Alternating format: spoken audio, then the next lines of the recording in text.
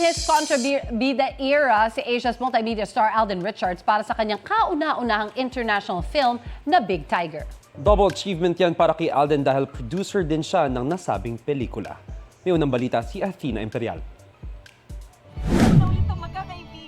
Ang kwento ng pag-ibig.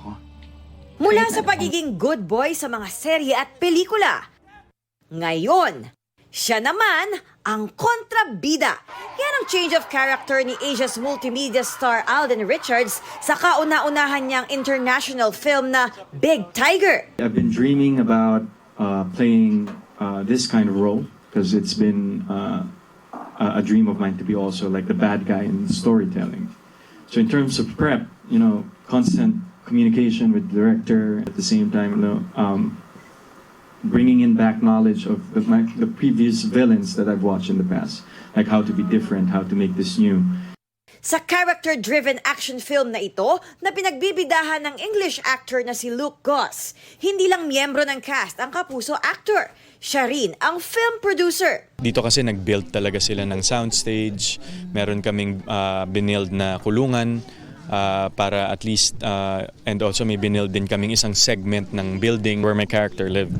So with that kasi parang you get to really get full control of the environment, not so much noise, yung weather din at the same time. I think that's one of the things we should really adapt as local filmmakers, is also to give value for production.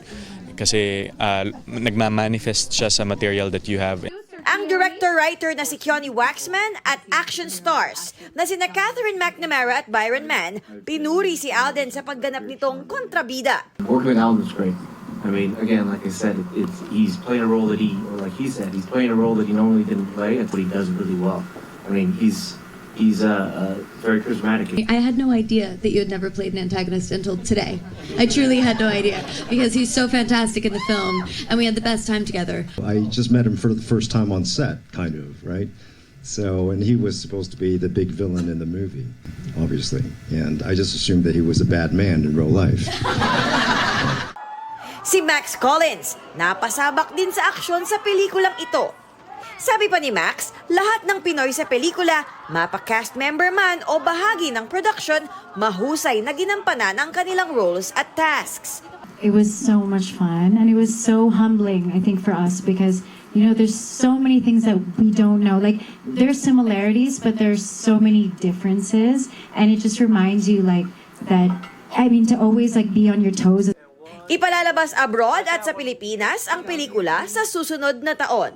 Ito ang unang balita, Athena Imperial, para sa GMA Integrated News.